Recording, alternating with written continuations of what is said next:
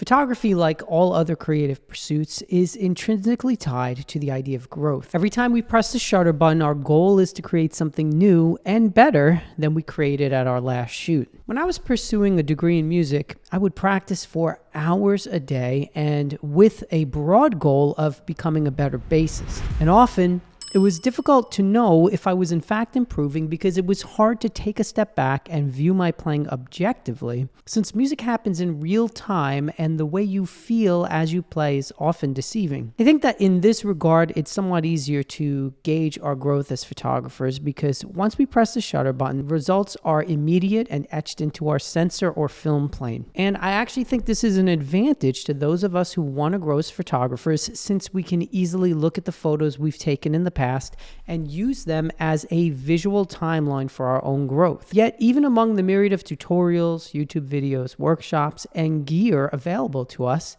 some of us are still not growing as photographers. So in this quick video, I want to give you 5 reasons why you might not be growing yourself as a photographer. And these reasons come directly from my own life. So as I detail them, just keep in mind that I know how important it is to take my own advice. Number 1, you think you're great already. The single biggest roadblock to growing as a photographer is embracing the idea that you're already great. I've coached people in the past who say they want to grow as photographers, but at the same time, they can't take even the slightest criticism of their work. Instead, they immediately come out with excuses as to why their photos look the way they do, instead of letting down their guard and really listening to the critique being offered and attempting to apply it to their lives. I've also encountered photographers who have no use for any education at all, and although on one level I admire their confidence level, the truth is that they are not nearly as accomplished as they think they are. Unfortunately, they go from shoot to shoot, spinning their wheels and not understanding why their careers are stagnant, when the main problem is with their inability to see that they are not an expert at everything photography related. Since they feel like they've already arrived, there's really no need for them in their mind to get a mentor or watch a tutorial or even study the work of some of the masters.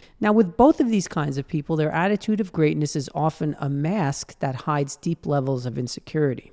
They feel like letting down their guard or receiving criticism equates to failure when it's really just a natural part of the growth process. But whatever the reasons behind their being unteachable, the result is that they never grow either technically or creatively. Number 2, you think you suck. On the other end of this spectrum, we have the person who always feels like they suck no matter how much they accomplish. And I must confess that this is often the one that I struggle with the most. And if you let these thoughts dominate you, you will atrophy all growth in your life as a photographer. Think of it this way. If you think that you suck at something, then the natural feeling is to not bother at all.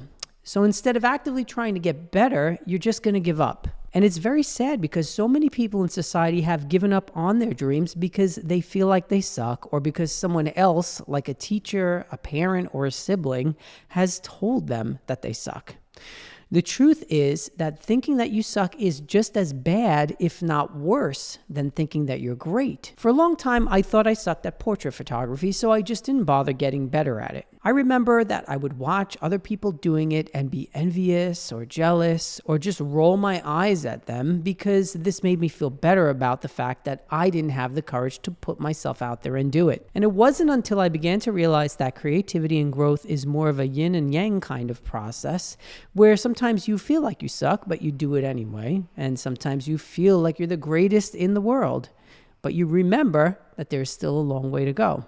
And I found also that all of the greats that I've studied with or studied, whether in photography or music, always have a mix of greatness and self-doubt, a mix of knowing that they've accomplished much while at the same time knowing that there is still so much to learn.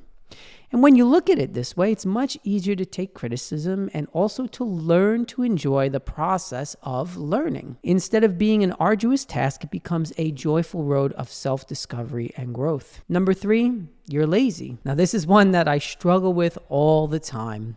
But I think that if we're honest with ourselves, many of us will realize that we are not growing in our skill set or businesses as photographers because we are simply being lazy. When I think about how much time I spend mindlessly scrolling on my phone or watching TV, I'm reminded that one of my biggest enemies is my own laziness. Being lazy isn't something to be ashamed of, however, because we've all been lazy at one time or another. Once you recognize that you're lazy or that you're being lazy, the key to getting out of your malaise is to create a list of short and long-term goals. Write them down and place them somewhere you see them often, like on your bathroom mirror, for instance. Just seeing the goals will help stave off the laziness and inspire you to get them done. When I decided that I really wanted to pursue my headshot business, one of the first things that I did was make a simple list of goals. And one goal I made was to master a certain type of lighting created by Peter Hurley called men's lighting or key fill kick lighting. I knew that I was not very good at this lighting method, and once I had a goal in place to become better at it and to really try and master it, I was really motivated at that point to call a friend and set up a shoot one night where we experimented for like 3 hours on figuring out the best way to do it. And it worked. At the end of that night, my friend had some cool photos, and I had a much deeper understanding of a complex lighting technique, and I was much closer to my goal of becoming a great photographer. If you're not sure if you're being lazy, it helps to keep a log of what you did and for how long you did it all for one entire day. If you do that, I think you might be surprised at what you find. Number 4, you don't know what you want. Sometimes we think we're being lazy or unmotivated, but the real problem is that we just don't know what we want. Saying that you want to be a great photographer is certainly not enough, because that can mean almost anything depending on what you specifically want to achieve. But if you don't know what you want, then clearly you will never be able to achieve anything of note. If you get in your car and just drive randomly around, you're going to get nowhere fast. So I encourage you to figure out what you want and then go towards that dream. For example, if you want to make a lot of money as a photographer, then there are certain steps you can take to achieve that goal. If you want to be the best landscape photographer, taking a ton of portraits will probably not help you realize that particular goal. I know that in my own life, it wasn't until I firmly decided that I wanted to be a headshot and portrait specialist that I really began to see the growth in my abilities and in my business. Once I knew what I wanted, it was much easier to set all of my energy and focus to achieving a very specific list of goals. Number 5, you don't believe you can do it. I say this all the time, but it bears repeating. If you don't think you can do it, you can't. If, however, you know that you can do it, you will. I know this might sound like some new agey self-help stuff to some of you, but I also know beyond any shadow of any doubt that it wasn't until I started believing in myself and knowing that I could accomplish any goal I put myself to that I began to realize the dreams I made and see them actually happen.